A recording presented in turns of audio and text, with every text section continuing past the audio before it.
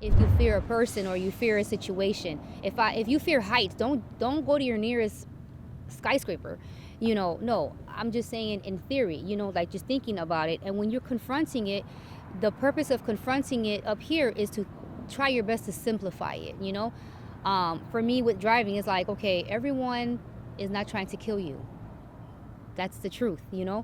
My fears are, I guess, somewhat legitimate, but in my head, but in theory, when I have to simplify it just for my own sanity, it's really not, because I used to think that in driving in the highway that every truck driver is falling asleep at the wheel. Every person is texting. If it's nighttime, I think everybody is drunk, so that, with me confronting that is I have to simplify it and say, okay, just stay in my lane. There is no might, no power except for Allah. It's going to be okay.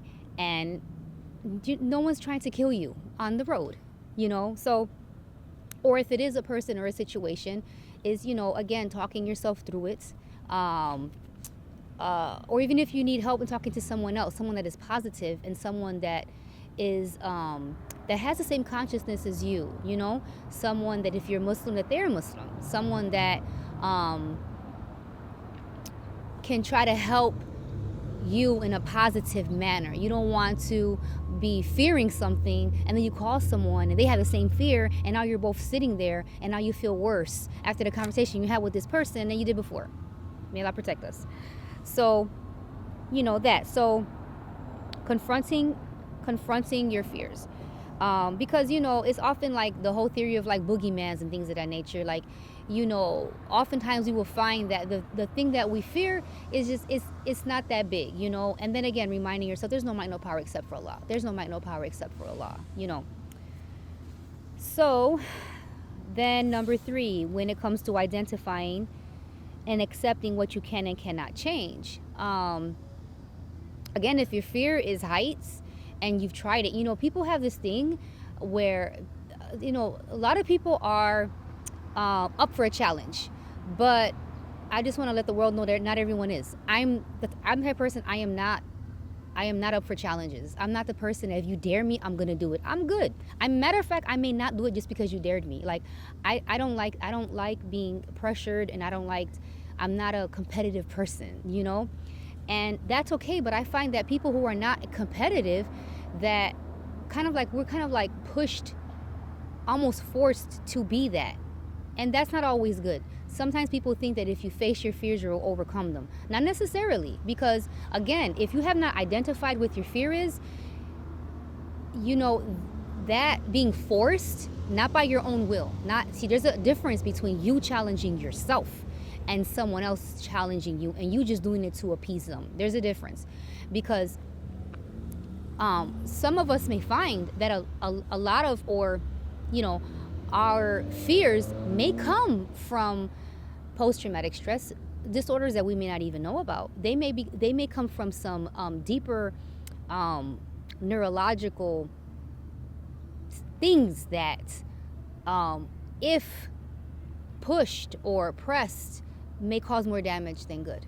So trust in yourself, and don't let anybody push you into doing something that you don't want to do, because like I said, it may make things worse. You may go to, say, if you have a fear of heights, somebody might pressure you to bungee jump. What if you have an anxiety attack in the air? I don't know. I'm just saying, don't always believe that by you forcing yourself into doing something that your body is physically telling you don't do, that is going to make it better. No. First, start off with confronting it, because some people consider that another truck. Some people consider that confronting your fears, and if that is something that you want to do, that you made up your mind about, and that you're okay with, alhamdulillah, then that's your form of confronting your fears. But don't do it for anybody else. And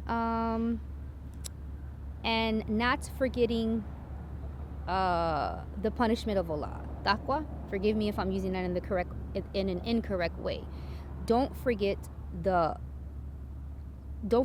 seek Allah's protection. Do not forget. It's like the root word of where the word taqwa comes from, it means to protect or it means to shield.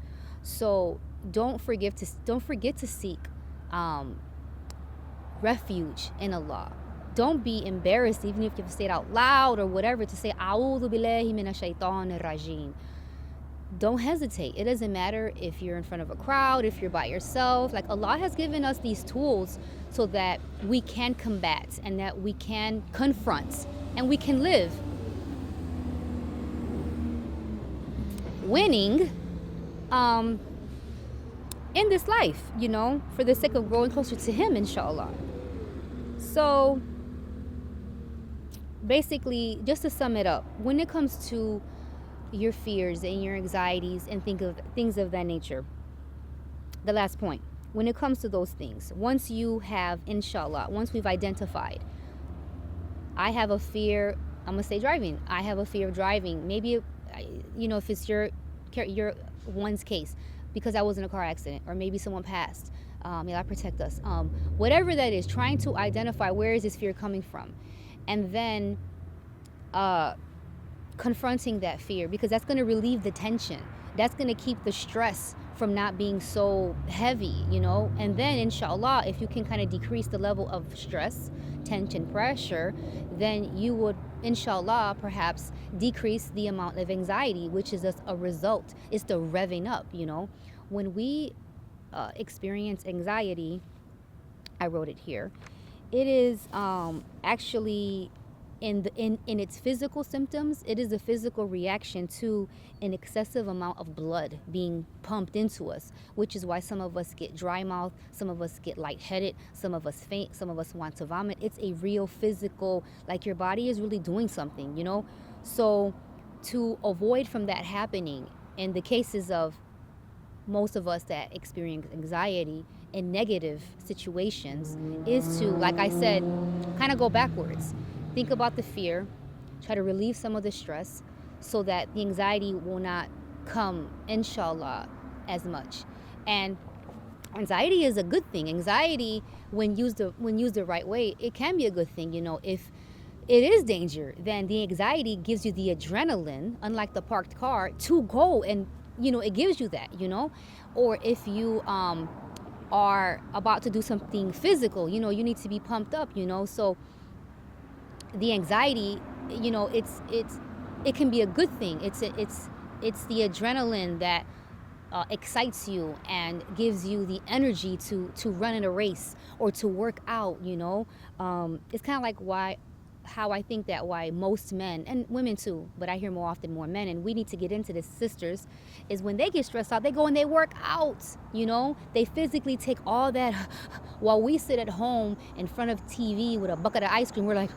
We're revved up, we have this, we're flooding our engines, and who knows, may Allah protect us, the damages that we're causing ourselves, when we need to get up and physically, when the anxiety does come, and make salat, of course. Never forget our thing, make salat. Never underestimate the power of our the necessity of our pillars. If you are experiencing these stresses and these fears and these anxieties and you haven't prayed in a month, then by all means, inshallah, make the intention and do that, because that's going to help. People like to separate spirituality from real life, and you can't, because Allah tells us in the Quran that surely those that find remembrance in Him, surely in the remembrance of Allah do hearts find rest. And that is true, So please forgive me for anything that I may have said that was incorrect. Again, I'm not an expert, but you are an expert in you. It doesn't matter. You're an expert in you. And if you feel something, then I'm just here to remind you that you can do anything, with the permission of Allah. And which leads me to my last point. Do not fear change. Do not fear change. When you've looked through all these things and when you've identified your fear, and when you've confronted your fear up here, and when you've accepted and identified the things that you can and cannot change, and then when you've said, you've held down to your taqwa, when you've held down to the fear of the punishment of Allah, and you said, okay, I want to react this way, but because I fear Allah and I don't want to acquire sin, I want to remind myself to do good deeds, thicker as often as possible. Of course, Fajr and Asr, they say is the best times, but any and all times is the best. Um, when you've gone through all that and you say, okay, yes, I have been praying. I'm on top of my basic essentials in the deen.